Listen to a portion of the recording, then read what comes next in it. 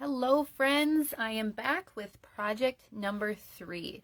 This one I think is maybe my favorite. We are going to be using the Friendly Seagulls stamp set.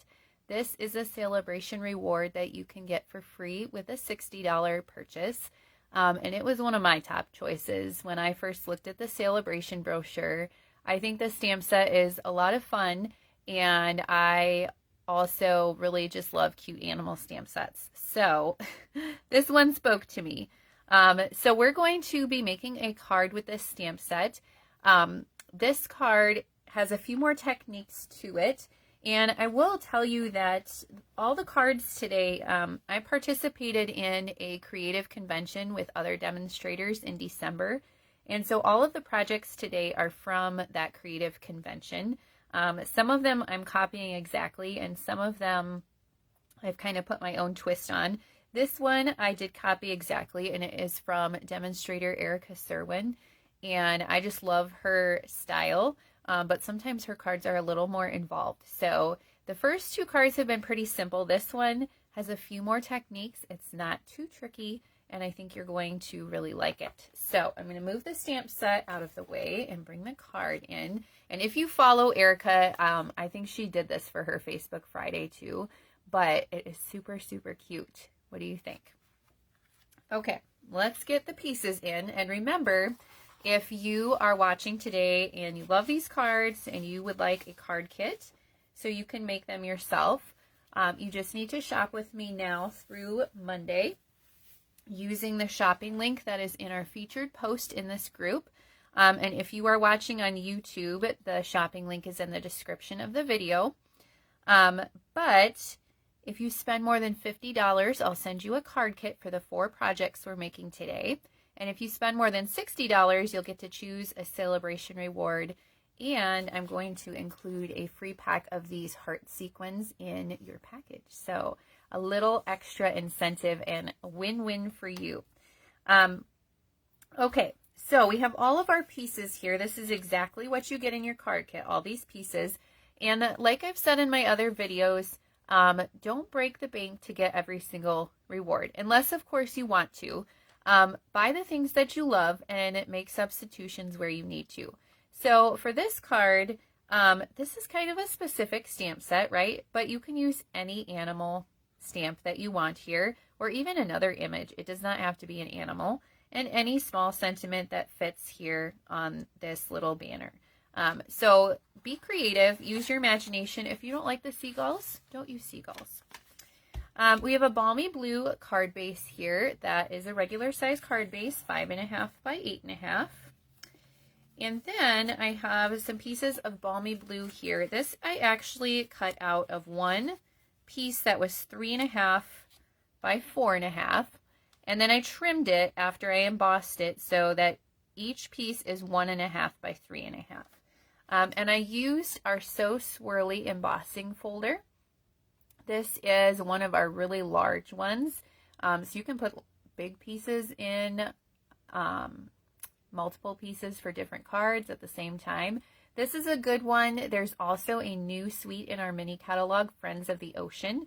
And there's another kind of wavy embossing folder that looks like waves that would be good with these seagulls too. So either one would work, but you'll get the pieces already embossed, so you don't have to worry about that. So we're going to adhere these to our card base. And with this embossing folder, I don't know, there's not really a specific front and back. Now you will find glue probably works better with these embossed pieces, but I'm stubborn and I don't like the glue, so I stick with my Stampin' Seal Plus. Okay, and we're going to kind of lay these at an angle just to add a little bit of interest to our card. And since I cut that, or since I embossed the one piece and then cut it, you'll kind of see how the embossing lines up, which I think is kind of cool. You could emboss them separately too, but I think it's kind of neat how the pattern just goes through those 3 pieces. Okay, now this is kind of a fun technique. I'm going to bring in one of my Stampin' Blends markers. This one is Light Night of Navy, But if you have balmy blue or you have another blue, misty moonlight maybe, any of those would work. And this is a fun technique you can do with these markers, and you want to use your brush end. And you're just going to kind of flick the end of the marker onto the lid, and it creates some splatters of ink. Now you can skip this if you don't have Stampin' Blends markers, or if you don't like this look. But I think it's kind of a fun little thing to add some texture to your card. On this card, I accidentally did too much. I got a big splotch right there, but that's what embellishments are for. So I was a little more careful this time, but isn't that fun? Now that won't work with our regular Stampin' Write markers as well. I think the Stampin' Blends are a little bit juicier, so I found that it works better with them. But kind of a fun technique to try. And you probably could try it with our regular Stampin' Write markers too. Okay, now I have a basic white label here I've cut with our perennial postage dies. This is another good basic set with lots of different sizes of this postage stamp. And we are going to use our Memento black ink and 2 of the seagull stamps that are in the stamp set. So this guy kind of looks like he has his mouth open, so he's going to be talking over here to his friend. And I'm using our Memento black ink because I'm going to do a little bit of coloring with the Stampin' Blends markers. And the Memento ink is water-based, so it won't bleed and mix with the markers that are alcohol-based.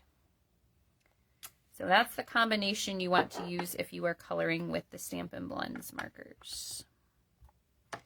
Okay, and not to be confused with our Stampin' Write markers. Maybe in the last video I will get those out and show you the difference. Our Stampin' Blends markers are a little bit shorter and wider. And these are their alcohol-based markers. They are awesome for coloring and blending different shades and colors together. Our Stampin' Write markers are narrower. They do have both a brush and a tip end also, but they are more like regular markers. And those are the ones that you get for free in your starter kit during Celebration. Okay, let me pull in my other colors here that I'm going to use. So for the seagulls, I have gray granite here. Our Stampin' Blends markers come in packs of 2 with a light and a dark shade.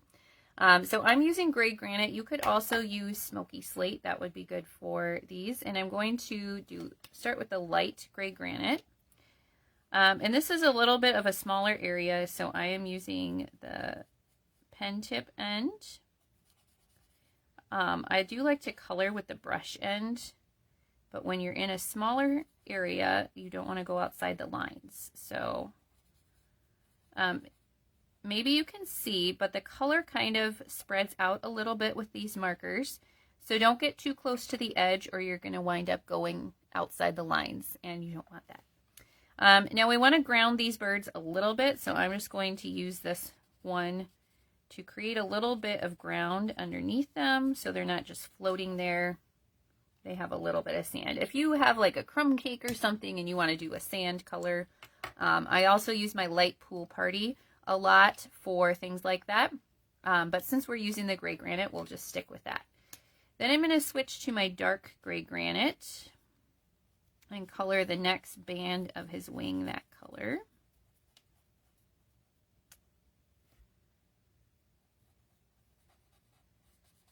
These markers color so smoothly. I don't know about you, but I like to color. I find it relaxing, and these are fun to color with. And then I have my light basic black. So yes, we have basic black Stampin' Blends markers. The dark one is very dark. It is a true black. And so if you want something to be true black, like, you know, spots on a cow or something like that, use the dark. But it will pretty much cover up any of your stamped lines. So mostly I use the light basic black if I am using black to color. And so that's what we'll do here. but it is a good set to have because sometimes you do need a true black.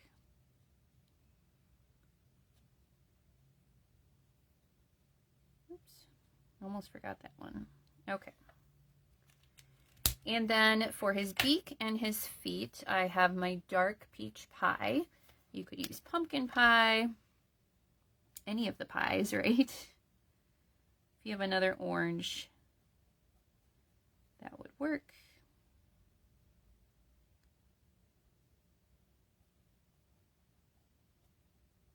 So I'll just color in his beak and his feet. And I'm not even doing any shading with these markers today. I'm just coloring. So if you want, you could use Stampin' Right markers to color too. I think you get a smoother color with the Stampin' Blends, like for that larger area, but it's small enough. I think a Stampin' Right marker would work too. So you could use your Stampin' Right markers to color these as well. Okay, we're going to attach our seagulls to the card, and you can see I got a new sheet of dimensionals because I just had a few edges left and I didn't want to run out. All right, we're going to put this towards the bottom half of our card here. And then I have a basic black banner that I've cut out with our Stylish Shapes dies. So this is another great set. In my last video, I told you the Nested Essentials dies are ones that I use quite a bit. The Stylish Shapes dies I use maybe even more than the Nested Essentials. So Stylish Shapes has a couple different banners and then circles and squares that have this stitching on the edge. And we're going to do a little bit of embossing. So I have my Hey Friend sentiment from the Friendly Seagulls stamp set. This is our embossing buddy. So we have a embossing toolkit. It comes with the embossing buddy, comes with this tray, a little brush, and these tweezers. And I thought I would like the tray more than I did, but I found that the powder gets stuck in here when you put it back in to the container. And if you use different colors of embossing powder, they kind of mix unless you wash it out. Now I use my tray to hold everything. I do still use the embossing buddy every time I emboss. Excuse me. I use the tweezers every time I emboss. And if you get any extra powder onto your stamped image, this brush works really well to brush it off. But what I have found works well for the embossing powder is just a Ziploc plastic container. I've seen other people use them and it keeps the, just dump your whole container of embossing powder in there and then it stays contained and it's big enough that you can stick your embossed image in there, shake it off. I don't know. That is what I have found after years works well for me. So this is my white embossing powder. Our embossing powders come in combination packs. So I believe the one with white in it also has black and, I don't remember the third one, clear. I believe it has clear. So you buy them together. If you don't have the embossing toolkit, it's nice to have also. And then we used Versamark ink to stamp the sentiment. So Versamark is like a clear watermark ink. And so it's wetter, it's more wet, so then the embossing powder will stick to it. It won't dry so fast before you can get that embossing powder on there. So I use these tweezers to hold my image, and then I'm going to use my heat tool to emboss it. So it's going to be noisy for a minute, so just hang tight and watch the magic happen.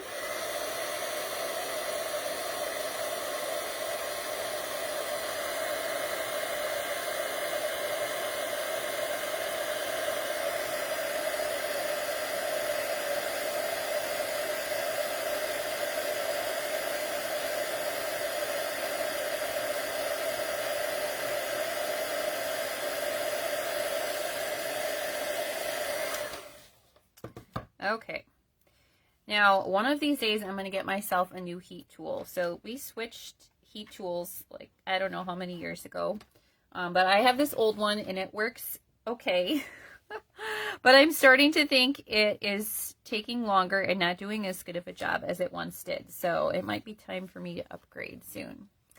Okay, for this one, we're going to use our Balmy Blue Baker's Twine. Remember, it comes in this 3-pack. So we've used the other 2 colors on our first 2 projects today. And you can substitute any twine that you have, or you can add the 3-color twine pack to your order today or this weekend whenever you're shopping. And I'm just tying a single bow this time with the Balmy Blue. And then we're going to use a glue dot to put that on our card. We'll just kind of put it over here on this corner of the seagulls. And then our sentiment we will add with some dimensionals over the top of that twine.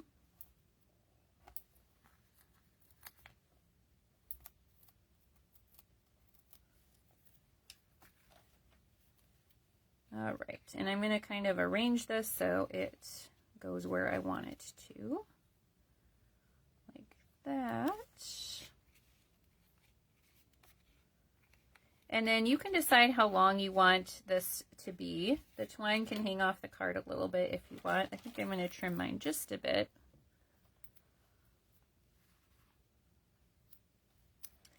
And then, of course, we have to finish off with a few of our heart sequins.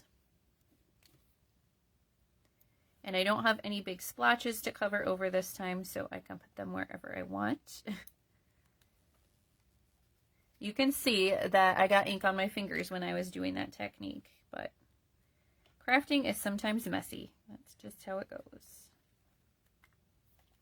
All right, so here is project number 3. What do you think of this one? It is my favorite of our 4 projects today, but really I love them all. So I will be back at 1:30 Mountain Time for our 4th and final project today. So I hope you can join me. If you are watching on YouTube, you can hop over to the new catalog group to see all of the posts from today and watch the other videos, or make sure that you go check them out on my YouTube channel. Thanks for watching. Bye.